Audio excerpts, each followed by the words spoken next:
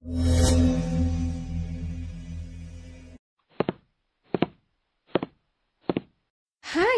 apa kabar? Sebelum lanjut, jangan lupa subscribe, like, dan share. Di video kali ini, kita akan membahas tentang posyandu. Lalu, apa itu posyandu? Posyandu merupakan perpendekan dari Pos Pelayanan Terpadu. Di Indonesia, posyandu itu sendiri dibagi menjadi dua. Yang pertama, ada posyandu ibu dan anak, dan yang kedua, ada posyandu lansia. Selanjutnya, kita akan berfokus pada posyandu ibu dan anak ya. Sebelum itu, kita harus paham apa itu posyandu ibu dan anak. Posyandu ibu dan anak merupakan salah satu bentuk upaya kesehatan bersumber daya masyarakat atau UKBM yang dilaksanakan oleh, dari, dan bersama masyarakat untuk memberdayakan dan memberikan kemudahan kepada masyarakat guna memperoleh pelayanan kesehatan bagi ibu, bayi, dan anak balita. Selanjutnya, kita akan membahas tentang apa saja sih kegiatan yang ada di dalam posyandu. Kegiatan utama yang ada di dalam posyandu memfokuskan diri kepada 5 hal.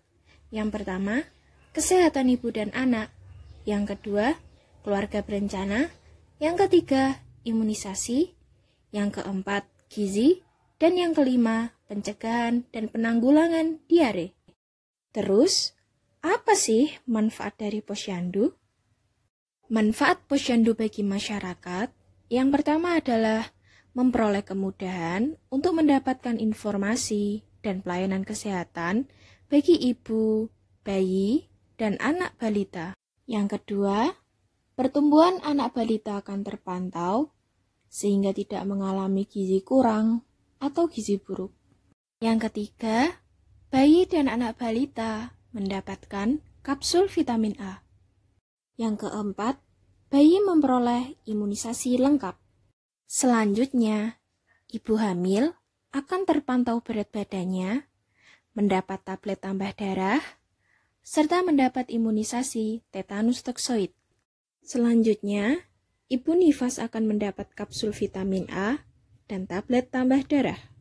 Dan yang terakhir, apabila terdapat kelainan pada bayi, anak balita, ibu hamil, ibu nifas, dan ibu menyusui, maka dapat segera diketahui dan dirujuk ke puskesmas. Nah, setelah kita tahu fakta-fakta yang telah disebutkan tadi, maka timbul pertanyaan, siapa sih orang yang akan mengelola posyandu? Orang yang mengelola posyandu dibagi menjadi 2. Yang pertama, pengurus. Pengurus sekurang-kurangnya terdiri dari ketua, sekretaris, dan bendahara. Yang kedua, kader posyandu. Menurut Kemenkes RI pada tahun 2012, pengelola posyandu harus memiliki kriteria sebagai berikut.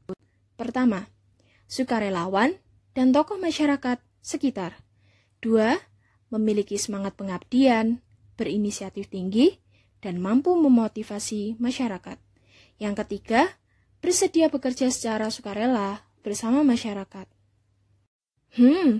Jangan dianggap enteng tugas kader posyandu ya, karena menurut penelitian Megawati dan Wiramiharja pada tahun 2019, kader posyandu berperan penting dalam menyampaikan informasi kepada masyarakat mengenai pentingnya pemenuhan gizi optimal pada 1000 hari pertama kelahiran sebagai upaya pencegahan stunting. Selanjutnya, kita akan beralih ke topik penyelenggaraan posyandu. Posyandu diselenggarakan sekurang-kurangnya 1 kali dalam sebulan. Namun, apabila diperlukan, posyandu dapat buka lebih dari 1 kali dalam sebulan. Lalu, mengenai ketepatan hari dan waktunya, sesuai dengan hasil kesepakatan masyarakat setempat. Selanjutnya, lokasi penyelenggaraan posyandu. Posyandu dapat diselenggarakan di desa, atau kelurahan, atau RT, atau RW, dan ataupun dusun, salah satu kios pasar, ruangan perkantoran, dan tempat khusus yang dibangun oleh swadaya masyarakat. Dengan catatan, tempat penyelenggaraan posyandu dapat mudah dijangkau oleh masyarakat. Terus, apa yang perlu dibawa saat posyandu? Benda yang paling wajib dibawa saat pergi ke posyandu adalah buku kesehatan ibu dan anak atau buku KIA. Di posyandu, ada istilah yang dikenal dengan sistem 5 meja. Sistem 5 meja di sini bukan berarti harus ada 5 meja di posyandu ya. Namun, posyandu harus mencakup 5 pokok kegiatan. 5 pokok kegiatan itu diantaranya adalah meja 1, yaitu meja pencatatan dan pelaporan. Di sini, pengunjung posyandu, di mana hal tersebut adalah ibu dan anak, akan dicatat pada formulir. Selanjutnya, melaporkan KIA pada kader posyandu. Meja yang kedua, yaitu meja penimbangan dan pengukuran. Di sini, berat badan ibu dan anak akan ditimbang, serta tinggi badannya akan diukur. Meja yang ketiga adalah meja pencatatan. Meja pencatatan ini digunakan untuk mencatat hasil penimbangan dan pengukuran di meja sebelumnya. Meja keempat, yaitu meja penyuluhan dan pelayanan gizi. Salah satu kegiatan di sini adalah kader memberikan informasi kepada ibu mengenai pentingnya pemenuhan gizi optimal pada 1000 hari pertama kelahiran untuk mencegah stunting. Meja kelima adalah meja pelayanan kesehatan. Pelayanan kesehatan yang dimaksud di sini adalah pemberian KB, imunisasi, dan juga pemberian oralit. Posyandu memiliki bukti-bukti ilmiah yang menunjukkan bahwa posyandu berperan sangat penting. Di antaranya adalah menurut penelitian yang dilakukan oleh Sujana dan kawan-kawan pada tahun 2019, menyimpulkan bahwa promosi kesehatan yang dilakukan melalui posyandu berupa pemberdayaan dengan persentase 71%, bina suasana 72%, advokasi 83%, dan komunikasi dengan persentase 82%. Hal tersebut menunjukkan ibu berespon baik sehingga terdapat hubungan dengan sikap ibu dalam perbaikan status gizi pada balita yang memiliki persentase sebesar 80%. Penelitian selanjutnya adalah penelitian yang dilakukan oleh Destiadi dan kawan-kawan pada tahun 2015. Penelitian ini menunjukkan bahwa anak yang tingkat kehadiran ke posyandu rendah memiliki risiko 3,1 kali lebih besar untuk tumbuh stunting apabila dibandingkan dengan anak yang rutin hadir ke posyandu. Melalui surat nomor YR 03/Romawi 3 Romawi 3 8 2020 yang ditujukan langsung kepada seluruh Kepala Dinas Kesehatan atau Kadinkes Provinsi dan Kabupaten, serta Direktur Utama atau Direktur atau Kepala Rumah Sakit seluruh Indonesia, Direktur Jenderal Pelayanan Kesehatan Kementerian Kesehatan, telah mengimbau untuk sementara waktu menunda pelayanan elektif. Namun, dengan tetap memberikan pelayanan yang bersifat gawat darurat dan membutuhkan perawatan segera untuk penyakit-penyakit selain COVID-19, serta mengembangkan pelayanan jarak jauh atau telemedicine atau aplikasi daring lainnya dalam memberikan pelayanan kesehatan.